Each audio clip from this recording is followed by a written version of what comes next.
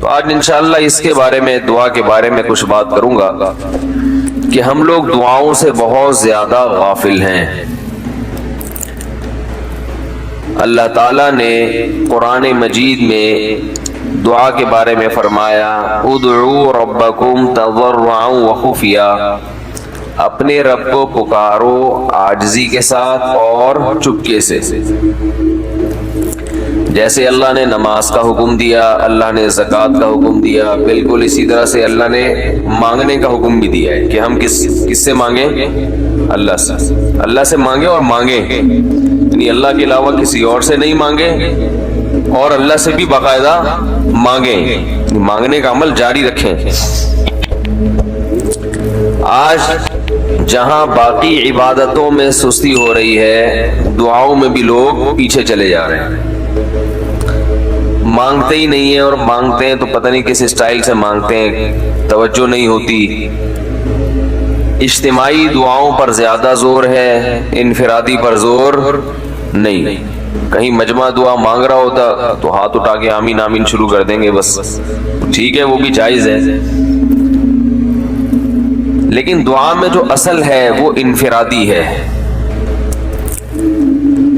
دیکھیں، جب آپ کسی سے اپنی حاجت پوری کرنے کے لیے، کچھ مانگنے کے لیے جاتے ہیں تو اکثر آپ کی کوشش ہوتی ہے کہ اس سے اکیلے میں ملو۔ اکثر کوشش کیا ہوتی ہے؟ سب کے سامنے نہیں، بلکہ آپ اس کو لیں گے، بھائی تھوڑی دیر کے لیے ذرا مفتی صاحب آپ سے کام، ایسا ہی ہوتا ہے نا، ذرا چھاؤں میں آ جائیں تھوڑی دیر کے لیے۔ لوگ کہتے ہیں نا، مفتی صاحب کہہ رہے ہیں بھائی یہیں پوچھ لو، کہہ رہے ہیں ادھر سائڈ پہ آ جائیں۔ تو سائڈ پہ جانے کے بعد پھر آپ کہتے ہیں یہ مسئلہ ہے، فلانا مسئلہ ہے، ڈمکانا مسئلہ ہے۔ تو سائڈ پہ لے جانے سے بعض دفعہ یہ بھی ہوتا ہے کہ سب کے سامنے آدمی اپنی بات نہیں لانا چاہ رہا ہوتا، اور بعض دفعہ یہ بھی ہوتا ہے کہ میں اپنی بات توجہ کے ساتھ سنا سکوں۔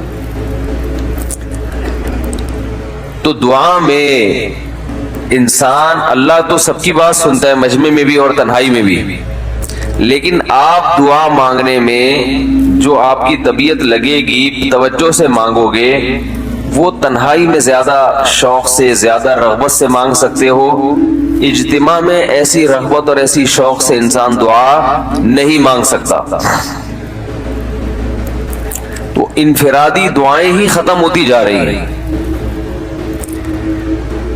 قرآن مجید میں اللہ تعالیٰ نے رمضان کی جو آیتیں ہیں، ان آیتوں کے بعد ذکر کیا وَإِذَا سَأَلَكَ عِبَادِي عَنِّي فَإِنِّي قَرِيب، اے نبی ان سے کہہ دیجئے کہ جب یہ مجھ سے میرے بارے میں پوچھیں تو آپ ان کو بتا دیں کہ میں بہت قریب ہوں تمہارے۔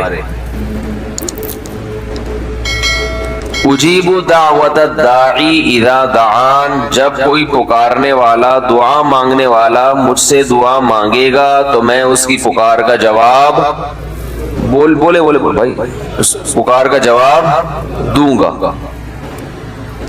پکار کا جواب دینے کا مطلب کیا ہوتا ہے؟ قبول کروں گا اس کی دعا۔ جواب کا یہ مطلب نہیں کہ اچھا میں نے سن لیا ہے چلو، ایک جواب تو یہ بھی ہوتا ہے نا، اچھا اب چپ ہو جا۔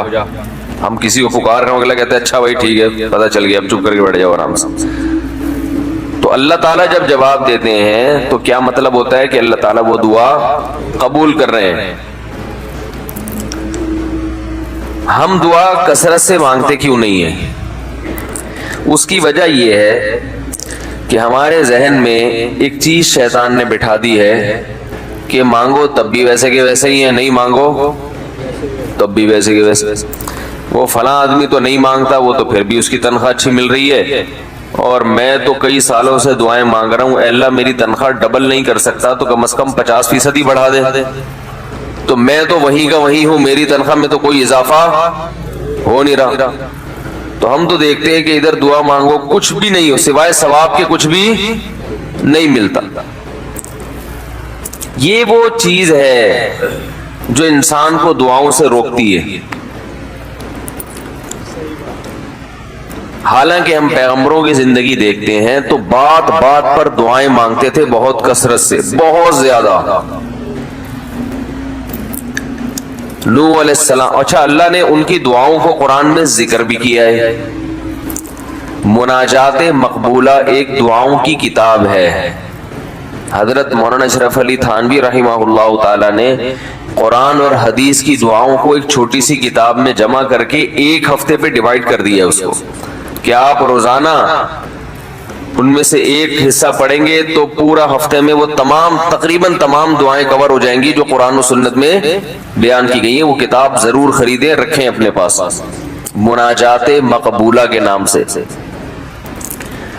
تو ہم دعا کیوں نہیں مانگتے؟ مسئلہ ہمارے ساتھ یہ ہے کہ ہم کہتے ہیں کہ جو مانگتا ہے وہ بھی وہیں کا وہیں, اور جو نہیں مانگتا ہے وہ بھی کوئی سرخاب کے پر تو لگ نہیں جاتے کوئی مانگ رہا ہو تو. یہ وہ مسئلہ ہے جس کی وجہ سے لوگ دعائیں مانگنے میں بخل سے کام لیتے ہیں, جبکہ پیغمبر کثرت سے دعائیں مانگا کرتے تھے, بہت زیادہ. جو پچھلی آسمانی کتابیں ہیں ان میں لکھا ہوا ہے کہ یعقوب علیہ الصلوۃ والسلام اتنی کثرت سے دعائیں مانگا کرتے تھے کہ سجدے میں جا کے کہ ان کے یہ جو گھٹنے ہیں اور سر میں سخت نشان بن چکے تھے. وہ جگہ زمین پہ لگ کے سخت ہو جاتی ہے نا. تو اتنی کثرت سے دعائیں. ہم نے جن بزرگوں کے ساتھ ٹوٹا پھوٹا وقت گزارا ان کو دیکھا کہ وہ دعا بہت لمبی لمبی دعائیں مانگا کرتے تھے, بہت لمبی. ہمارے شیخ کے سامنے جب کوئی آیا کرتا تھا دعا کے لیے کہتا تو ہاتھ اٹھائے بغیر ویسے ہی اس کو ایک دعا کا جملہ کہہ دیا کرتے تھے. تو کسی نے کہا کہ آپ ہاتھ اٹھا کے اس کے لیے دعا کیوں نہیں مانگتے؟ تو فرماتے تھے کہ جب میں ایک دفعہ ہاتھ اٹھا لیتا ہوں تو پھر اتنی آرام سے نیچے گراتا نہیں, کیونکہ پھر اللہ کے دربار میں اب ہاتھ اٹھا لیے تو پھر تو ایسا ان کا دل لگتا تھا, مانگتے چلے جاتے تھے. تو بات یہ ہے کہ جب یہ یقین پیدا ہو جائے کہ جس خالق نے ہمیں پیدا کیا ہے اور جس نے ہمیں مانگنے کا حکم دیا ہے اس کے سامنے جب ہاتھ اٹھا کے گڑ گڑائیں گے تو وہ تھوڑا نہیں دے, وہ دعا لازمی قبول کرے گا اور وہ لازمی ہماری مانگی ہوئی چیزیں ہمیں عطا کرے گا. یہ جذبہ اور یہ نیت جب انسان میں پیدا ہو جائے تو پھر اس کا دعاؤں میں دل لگتا ہے. کیسے نہیں لگے گا؟